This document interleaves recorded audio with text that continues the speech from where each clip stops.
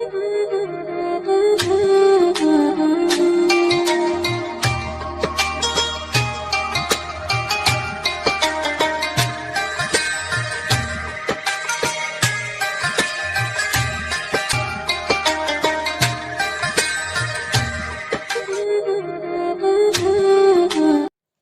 اللہ الرحمن الرحیم۔ حضرت عائشہ رضی اللہ عنہا نے حضور صلی اللہ علیہ وآلہ وسلم سے پوچھا کہ یا رسول اللہ، اگر مجھے شب قدر کا پتہ چل جائے تو کیا دعا مانگوں؟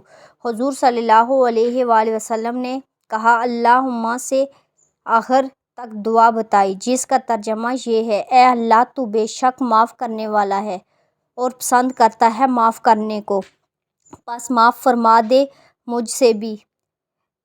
نہایت جامع دعا ہے کہ حق تعالی شانہ اپنے لطف و کرم سے آخرت کے مطالبے کے معاف فرما دے، اور اس سے بڑھ کر اور کیا چاہیے؟